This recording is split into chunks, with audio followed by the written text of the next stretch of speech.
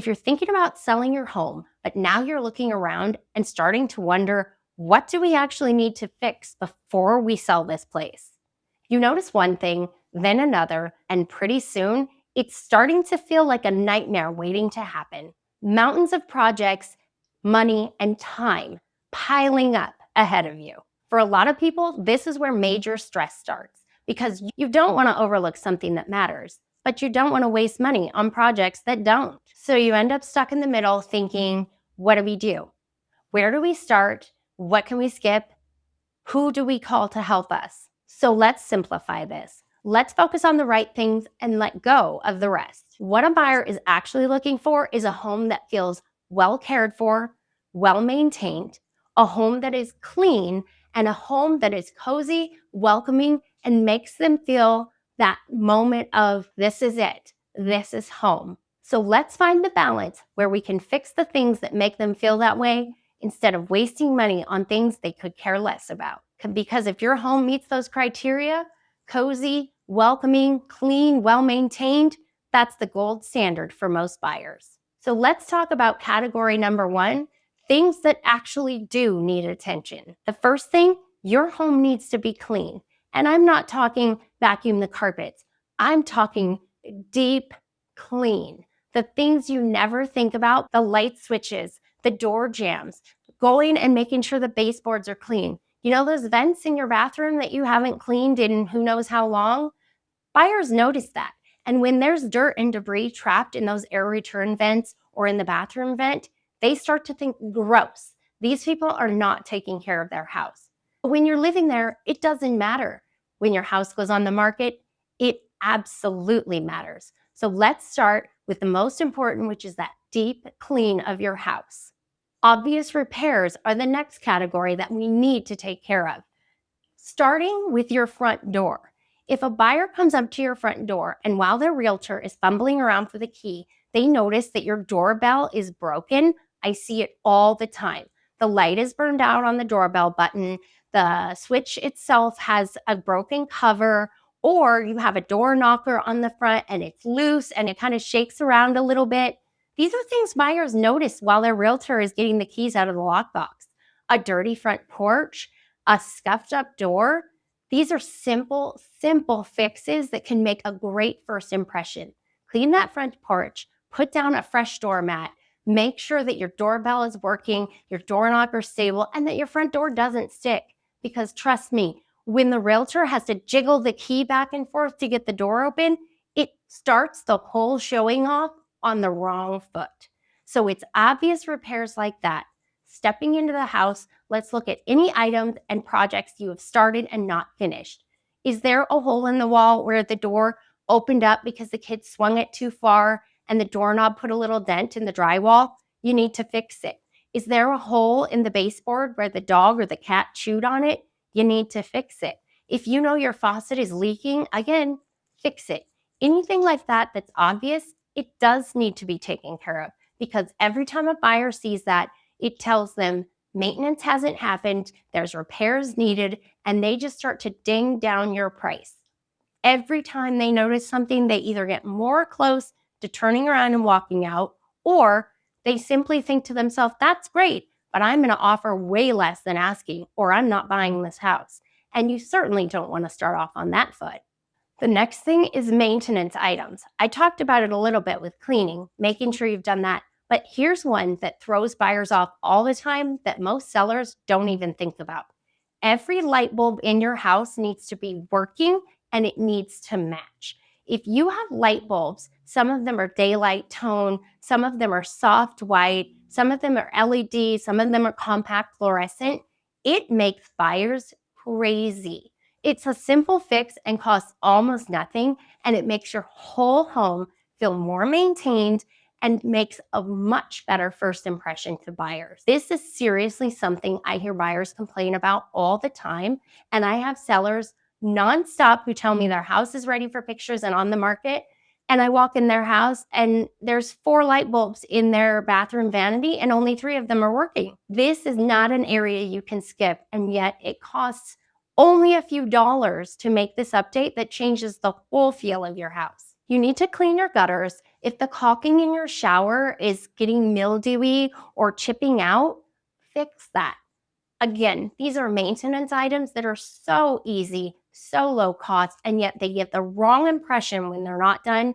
And when they are done, it makes your whole home feel fresher and more updated. Even if you have actual updates that you think should be done, trust me, these maintenance items actually pay off more than anything. And we talked about cleanliness at the start. I'm going to talk about it again because it really throws off buyers. If they walk into your house and it smells like food, it smells like pets, it smells like anything that's not fresh, it really becomes a turnoff. And let's talk about those air fresheners. Please don't put those in. I told one of my sellers the other day, if I walk in your house and it's on the market and you have a Glade plug-in, I will rip it out of the wall and throw it away. She laughed. I laughed. I was kind of joking, but kind of not, because it's true. When buyers walk into your house and there's a Glade plug-in or whatever brand you want to use in every room, buyers start to think, what are they trying to cover up? Most sellers don't think about that. They honestly think it's giving a nice, fresh feel to the house. The reality is, it's turning buyers off because they're thinking, what's wrong that's being covered up? Just a tip that I like to leave for all my sellers. Don't use those plug-in air fresheners. It gives the very wrong vibe. So now that we've talked about the things that absolutely matter and that we need to do every single time, let's talk about the things that might matter and might not on a case-by-case basis. Do you need to repaint every room of your house? Probably not. But in some cases, maybe. What are the colors? Are they dark? Are they dated? Is every room purple or pink or a color that you personally love, which is great for you? But buyers feel more relaxed and more comfortable in a home that's neutral. So in some cases, we do want to go in and neutralize the paint. Maybe it's all scuffed up and we need a fresh coat. Maybe you had to do a whole lot of patches because, again, you had kids, you had dogs, whatever the case may be. They made some hole, something happened, you patched the paint, but it didn't exactly match. We might want to think about doing a fresh coat of paint on the whole wall or the whole room, but that's going to be a case-by-case basis that we can talk about in person when it comes to preparing the home for sale. The next one on the list, cabinet hardware, countertops, and flooring. These are things that in some cases we may want to do an update on or an upgrade, but in other cases it doesn't make sense. Where does the difference come in? It depends on the price point of the house. It depends on the neighborhood. It depends on whether or not you want to sell for top dollar or whether or not you would rather just say, okay, the house is what it is. What's it worth in its current condition? These are all things we can talk about at the time, but keep in mind, it doesn't always pay off to change out the flooring. However, if your carpet smells, you had pets and now there's pet stains all over it, something else happened, these things may require an updated flooring or may not. Again, case-by-case basis, these things will be discussed. Now let's get down to what doesn't matter. Things we can usually leave alone. This is big. This is the gold. Let's skip the things we don't need to do. Let's not waste money and time on things that do not matter or won't pay off. Let's talk full remodels, completely remodeling your kitchen. Unless your kitchen is an absolute nightmare with appliances that don't work, with damaged flooring and damaged countertops, in most cases, again, case by case discussed, but in most cases, I am not going to recommend that you take on a full kitchen remodel because it's just not going to pay off. Now, if you're in a $1 million+ home and your kitchen is absolutely hideous, we might talk about that it might benefit. But in an average neighborhood at the average sales price for the Tri-Cities, taking on a full kitchen renovation to sell your home does not make sense. The same goes for full bathroom renovations and other full renovations. I'm not talking about simply putting a fresh countertop on when you have damaged laminate in your bathroom. I'm talking about ripping out and replacing everything. In most cases, that is just not necessary. It's a waste of money and a waste of time. And what you pick may be something the new buyer hates and turns around and rips out after they move in, wasting all your time, money, and effort. Most buyers would rather get the home at the price that it's worth in its condition and choose their own finishes later. Again, case by case, would discuss this with you directly because it depends on what exactly the finishes are that you have in your home. But in most cases, a buyer would rather make their own choices than have you choose for them. When it comes to these full remodels, they cost a lot of money. And if you don't get your full return on investment, you've lost money. Sometimes we can look at the market and go, okay, this full kitchen renovation is going to cost you $40,000. But the kitchen in its current condition means we need to list $10,000 lower than where you want it to be at, $40,000 or $10,000. Sometimes just listing a little bit lower and skipping the renovation still makes you come out ahead financially.